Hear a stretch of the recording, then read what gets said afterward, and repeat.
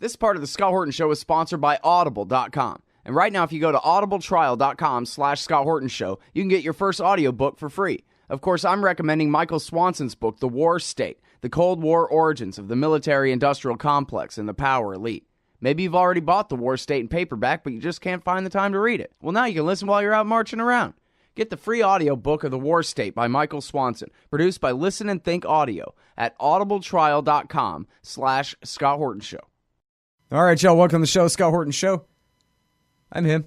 Check out the archives at scotthorton.org and at libertarianinstitute.org/Scott Horton Show. And introducing Tom Collina, and he's got this one in Defense One, defense1.com. This article is just unbelievable. Welcome to America's nuclear sponge. Welcome back to the show, Tom. How are you doing?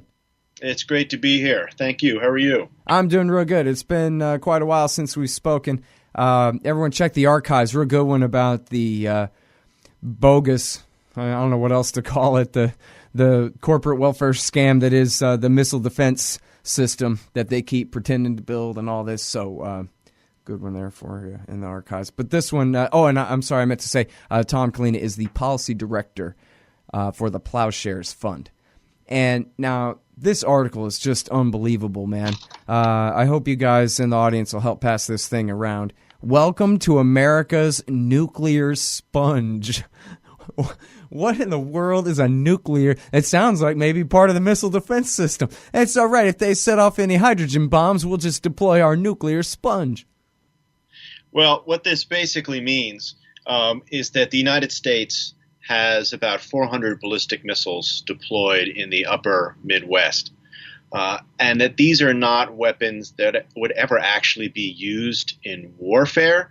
They're really there to attract Russian missiles towards them.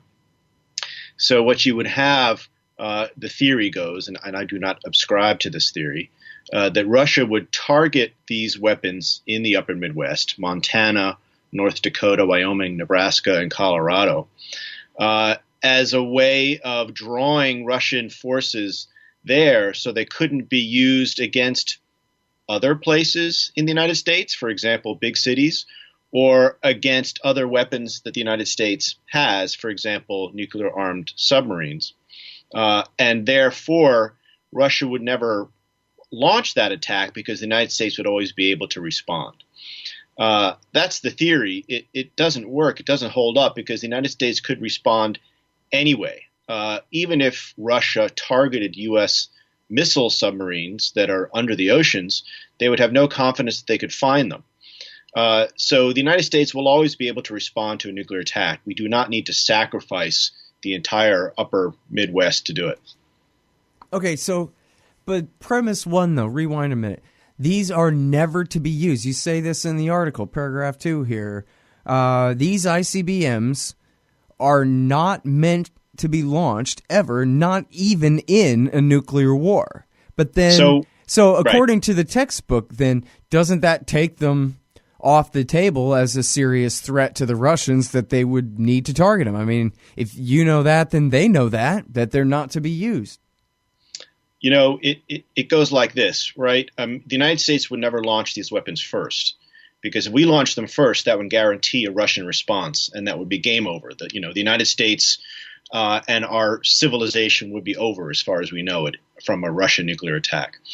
But we'd never launch them second either, and this is what people, what is rarely ever explained by the Air Force, is that if we thought we were under a nuclear attack, we wouldn't know that until the warheads land. And you don't want to launch our weapons by mistake.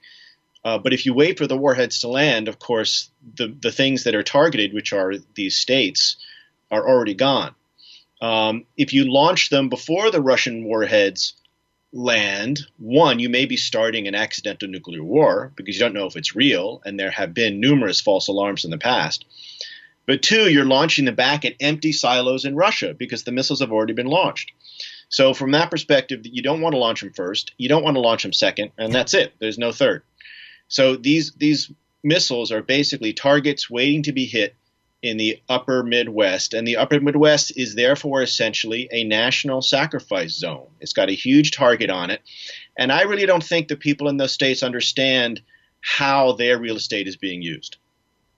And now, I remember there being some kind of controversy about this, and I wasn't sure whether this was really a thing or not. And if it was, I'm for it, I think.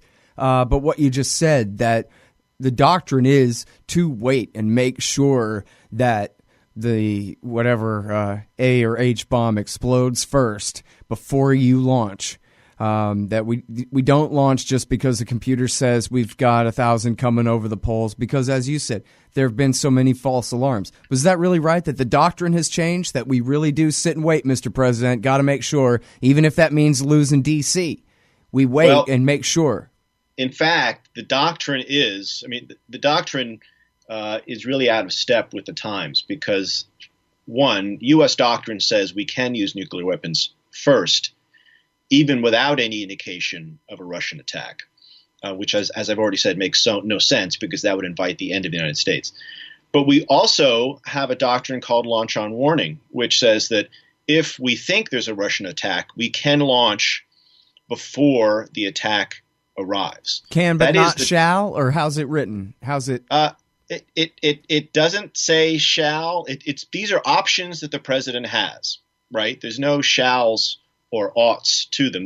So one option for the president, and these are the president's weapons, by the way. These are Donald Trump's weapons. One option is to use them first, out of the blue. Another option is to use them when we think there's an attack coming in, but we have no actual proof that there is. And the third option, and I would say the most likely option, is to let them be destroyed in the ground. And now, by the way, on that chain of command, is the Secretary of Defense not even in the chain of command when it comes to this? The president orders go straight to the Navy and the Air Force. Is that it? The Secretary of Defense is in the chain of the order being given. So the president makes the order, and it goes through the Secretary of Defense and then through the military commanders down to the launch officers. Yeah. But none of those people have veto power over that order. Again, these are the president's weapons. The president makes the decision.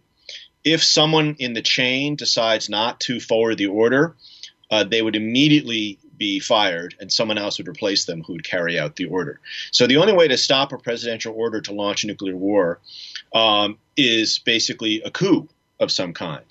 Which is highly unlikely. These people are trained to follow orders. That is what they do. They do it very well. And if the president were to order nuclear war, I have high confidence that that is exactly what we would get. Mm-hmm.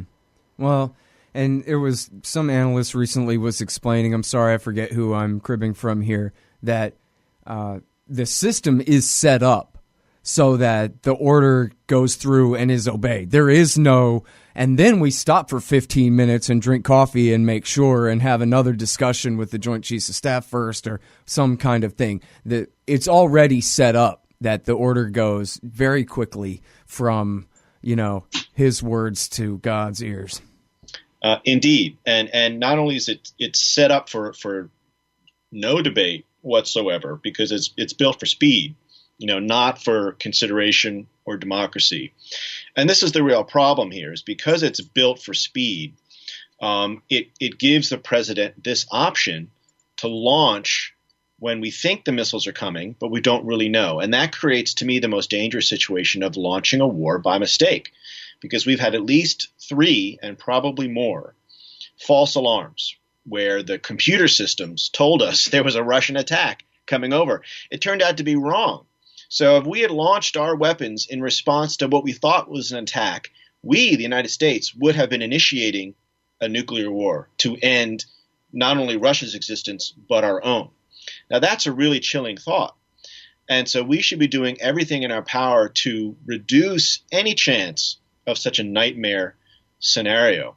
And as long as the ICBMs sit out there in the upper Midwest, they create that use it or lose it pressure on the president. Mm-hmm. Because when there is this unclear notice of a Russian attack, the president literally has minutes, maybe 10 minutes to decide, am I going to launch our weapons or am I going to wait to see if the attack is real?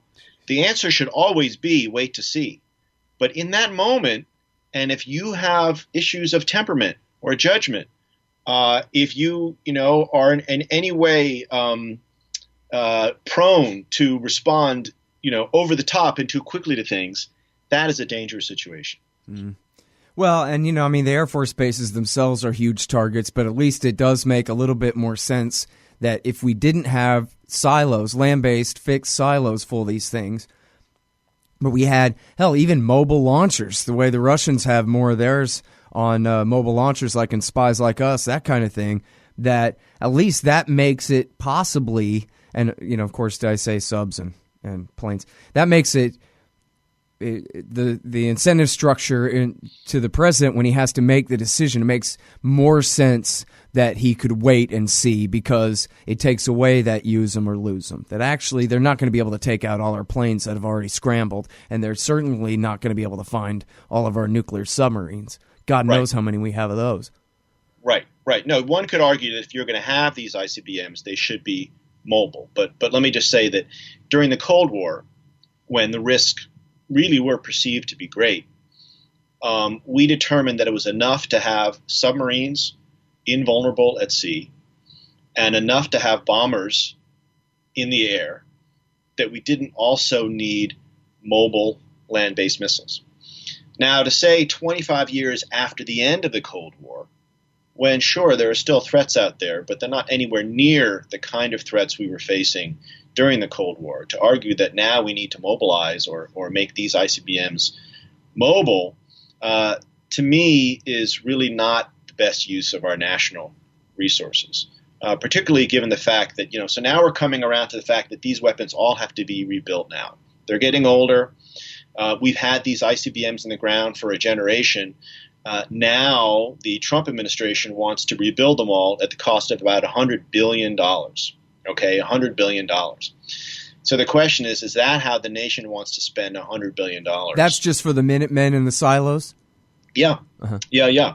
And that's just the cost of building them. To maintain them over 30 years would be another $100 billion. So you're talking about an over $200 billion life cycle cost of continuing this mission, which to me is really against U.S. security interests and is certainly against the interests of the fine people of Montana, North Dakota, Wyoming, Nebraska, and Colorado.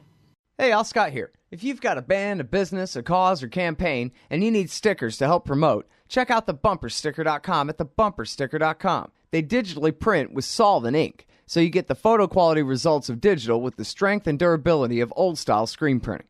I'm sure glad I sold thebumpersticker.com to Rick back when. He's made a hell of a great company out of it, and there are thousands of satisfied customers who agree with me, too. Let thebumpersticker.com help you get the word out. That's thebumpersticker.com at thebumpersticker.com. Yeah.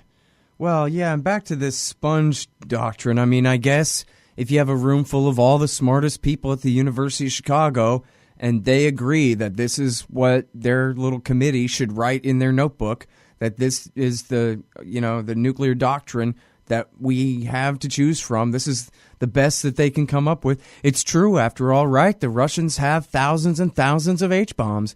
And so it makes a certain kind of sense, I guess, if you're a student of Albert Wohlstetter, that, well, we don't want them to take out all of our cities. But, sorry, Nebraskans, if we can get them to dump all their H-bombs in the middle of nowhere, then tough for you guys, but it maybe would spare some of the rest of our civilization, something like that. Yes. I'm just not sure that Montana, North Dakota, Wyoming, Nebraska, and Colorado have really been asked their permission for that, and whether if they were, that they would agree. And the other thing to say is it's simply not necessary, right? If we're gonna draw a Russian attack anywhere, better be out into the oceans. So let's put our money into more submarines, for example, because they're not vulnerable in any case. But if the Russians are going to target anything, let them target the oceans. They shouldn't be targeting, our great American heartland. Yeah. All right. Now, my friend Gordon Prather used to make H-bombs for the U.S. government, and he was the chief scientist of the Army and all these other things. Worked at Sandia and Lawrence Livermore Laboratories and all this. And I asked him, hey, man, how is it that you made H-bombs, really? I mean, how do you rationalize this, And and I'm not exactly sure, he designed them in this and that, whatever roles Sure. he had, but he was involved in making H-bombs for sure. And he said, well, listen, man, I mean, we were keeping the Reds from crossing the Fulda Gap and conquering Western Europe. And, our leaders had decided that was the line we'd drawn and that it was worth it. And, more or less made sense to us. We're with that. And they had, the theory was they had so much conventional armor that it would take American atom bombs to stop them if they really went for it. And so it is what it is. But hey, guess what? The Soviet Union ceased to exist back in 1991. They pulled their troops back 1,000 miles. And yet we still pretend like nothing changed at all. I mean, Right. No, that's not really true. They did get rid of tens of thousands of these things, but they still got 10,000 left. So what the hell? Right. And we're still arming ourselves as if the Cold War is still going. But in fact, it ended, as you say, 25 years ago. We should not be doing the same things we did 25 years ago. We actually have an opportunity here to take money that we would otherwise spend on nuclear weapons and put it into things that really makes America great, right? Whether it be infrastructure or whether it be paying off the debt or whether it be student loans, whatever it is.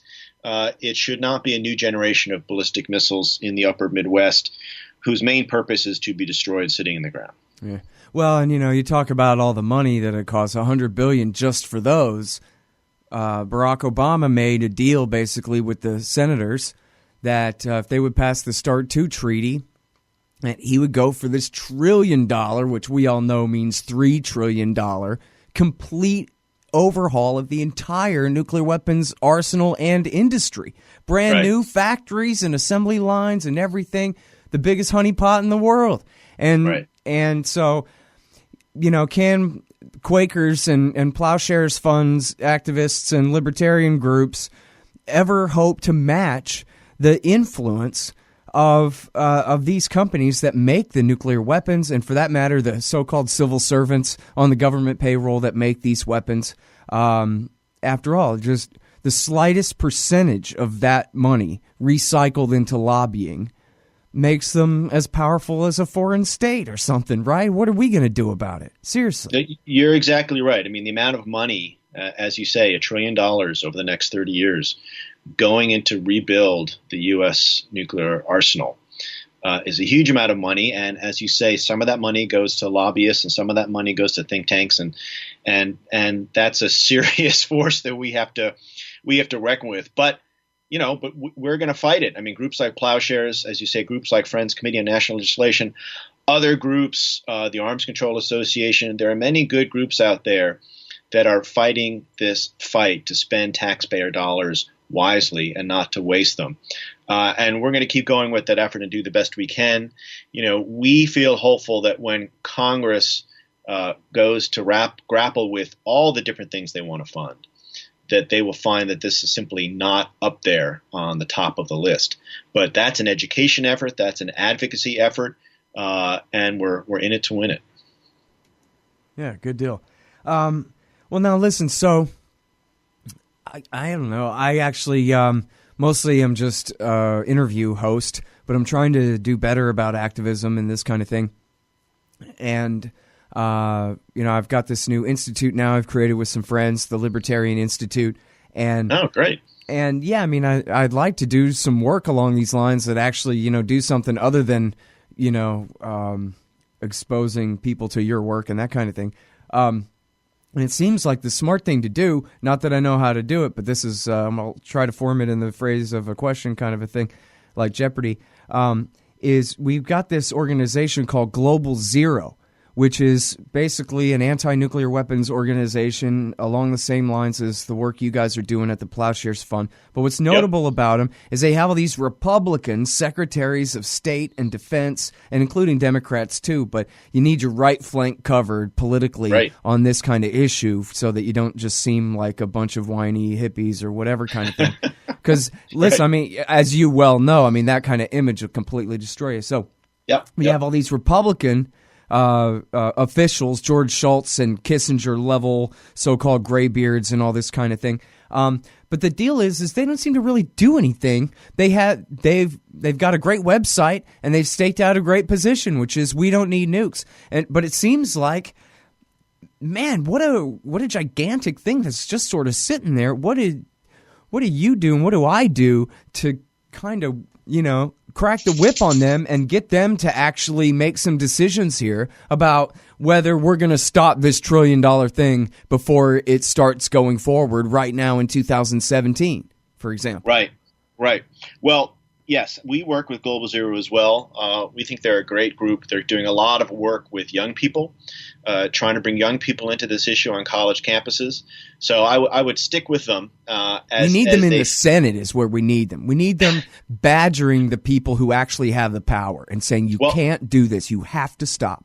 So here's the thing, though. Here's the thing, and it comes back outside. I'm going to put the emphasis back outside of Washington, because none of the decision makers in Washington will make the right decision unless they hear pressure coming from their home state, right? So as you say, the money is flowing in Washington in the wrong direction. Lobbyists have the money, contracts have the money. So if politicians are left to themselves, they'll do the easy thing and vote for these weapon systems and for money to flow in that direction. But if they hear from people in their home state saying, we won't stand for this, we don't like this, if the people who live in Montana, for example, say, hey, we don't want to be a nuclear target, we don't want to be part of the nuclear sponge, we want out, that tends to change the dynamic way better than individual lobbying from people like us in Washington can do. So to me, that is the most important thing people outside of Washington can do, is get in touch with their members in Congress and tell them what they want. Yeah. Well, they're the ones who named it the nuclear sponge, right? Not you. I mean, that is pretty much an indictment. Well, what we're going to do is we're going to have them obliterate the entire center of the country, and hopefully the coast will be all right. I don't know. It sounds kind of objectionable on the face of it. Yeah, it seems like maybe that just right there. I think maybe you found our issue to grab onto and move forward. Well, if you want to talk about, an elitist policy, I mean, that is it. Sacrificing the middle of the country so that the coasts survive. And there's a populist message here too. I mean, you can't let Washington keep sticking it to you like this. And this is really a classic case of Washington making decisions in secret, thinking that the public won't really understand it. But it does not serve the interests of the upper Middle West at all. And it is time to get people there to realize what's going on and to make some noise. Yeah. Well, and I don't know if he knows it or could possibly ever figure it out. But Trump, who has talked about how he wants to abolish all nuclear weapons from the face of the earth ever since the 1980s, called it the ultimate deal, wanted Ronald Reagan to send him to Russia. I don't know if he could have struck it. Ronald Reagan couldn't, almost did, but he seems to kind of have this daydream about that would be truly great. That's the ultimate deal, would be to abolish nukes. And he's got his right flank covered, especially if he could convince the Secretary of Defense, James Mattis, to stand by his right side and go up there and say, damn it, us and Russia, we're going to work out a deal to get rid of all the nukes, and we're going to pressure the rest of the nuclear weapon states on Earth that we are doing this right now and you're coming with us. He could do it because he's a Republican. No Democrat in the world, no matter how bad he wanted to, could even think about something like that. But if Nixon can go to China and Ronald Reagan can come, to be honest, within a whisker of a deal to get rid of all American and Soviet nuclear weapons back in at Reykjavik in, what is it, 86, right? Yeah. Then it's doable. I don't know if there's anybody in the White House who could explain that to him, how that works with the Nixon goes to China thing, but he really could, I think. He could. He definitely could do it. And the Secretary of Defense, as you say, General Mattis, I think is sympathetic to reducing nuclear forces. The problem with Trump is that he just can't quite get his act together. I mean, it was just reported yesterday that he was on a phone call with President Putin from Russia. And on that phone call, President Putin wanted to extend the only treaty on nuclear weapons we have right now that's in force and reducing force. It's called the New START Treaty. President Putin wanted to extend it. And President Trump said, that's a bad deal. I'm not interested. Now, if we don't have that treaty, we're not going to be able to continue arms reductions with Russia at all, and both countries will be completely unconstrained in what they can do. So as much as Trump in some ways says he likes nuclear reductions, he often acts in the opposite direction. So he's a very mixed bag, and we'll just have to see where it all comes out. Yeah. No, I really like Landay, but I'm kind of suspicious of that story, though. It took so long to come out, and it has him basically telling Putin, hang on a second, and then asking Flynn what to say, and then saying, oh, yeah, no, I'm against it. I don't know. I guess it's possible. It just didn't seem right to me, though. Well, I've heard that through very, respectable sources. Oh, you have separate sources other than Landay and Reuters. Yeah. So I believe that story, and it took a while to come out because there aren't that many people that were privy to it. I mean, I'm worried about the people that leaked that story because there can't be very many who actually were privy to that conversation. Yeah. Is it okay if I quote you on that you have separate sources that back up Landay's journalism there? Sure. Okay. Well, I mean, you did just say it on this recorded interview, so yeah. But I'm going to put that on Twitter. Oh, man, that is quite regretful. It is. And so we'll just have to see where that goes. I believe that story, but I also believe that, I don't think President Trump really has looked at these issues very deeply, and I don't think he fully understands what he's doing. One thing he said was he keeps mentioning his brilliant uncle from MIT who taught him all about nuclear weapons. And, I read this thing back like a year ago or something where someone had said, the guy is clearly as shallow as everybody can tell that he is, but he does have a real interest in nuclear weapons, and that they had a discussion with him back in the 80s where he could tell you the difference between all the long-range and mid-range nukes in Europe and this and that and the other thing and where they were and the MX missile and this and that. Like, he had a real interest in it and a real opposition to them. It's one of those things. It's, sort of like Russia where he kind of has an instinct to overall, have better relations with Russia. But then again, like he said, more or less, his attention span is so short that God knows what. He's going to flip-flop all around. One day he's saying we ought to get along with Russia. The next day he's literally saying we should shoot down their jets over the Baltic Sea when they buzz our ships, which are, maybe or maybe not in international waters, but have long-range missile launchers attached to them and are there clearly threatening in the first place. And so... flip a coin on any given day whether this guy is going to finally solve the Cold War problem once and for all or turn it hot, That's right. But, as you said, he's a deal maker. He wants to make a big deal with Russia. He wants to be presidential. So this would check both of those boxes. If he can negotiate some major deal with Russia to reduce nuclear weapons, that would be massive for him. And, of course, if it's the right deal, we would like that too. But he can't just snap his fingers and make it happen. He's got to work it, and he's doing a lot of other things that right now seem to be going against that goal. So, where he's heading is anybody's guess right now. All right, y'all. That is Tom Z. Collina. He is the policy director for the Ploughshares Fund, and he has a piece here at defense1.com. It's really called "Welcome to America's Nuclear Sponge." You got to read it. It'll blow your mind. Thank you very much for your time, Tom.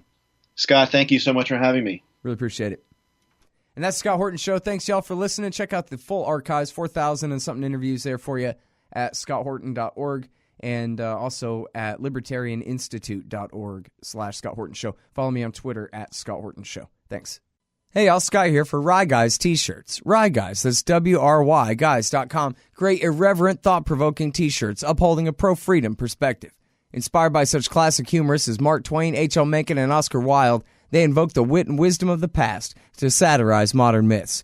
These high-quality shirts for men and women look good and feel good, and they make great gifts. Use the coupon code SCOTT for 15% off. Rye Guys t-shirts at ryeguys.com. That's WRY guys.com. Hey, y'all, Scott here.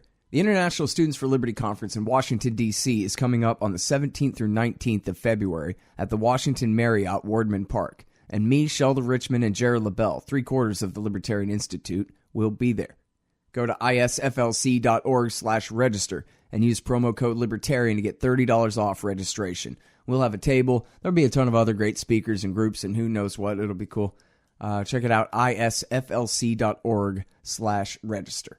Hey, all Scott here. Ever wanted to help support the show and own silver at the same time? Well, a friend of mine, libertarian activist Arlo Pignatti, has invented the alternative currency with the most promise of them all. QR Silver Commodity Discs. The first ever QR code 1-ounce silver pieces. Just scan the back of one with your phone and get the instant spot price. They're perfect for saving or spending at the market.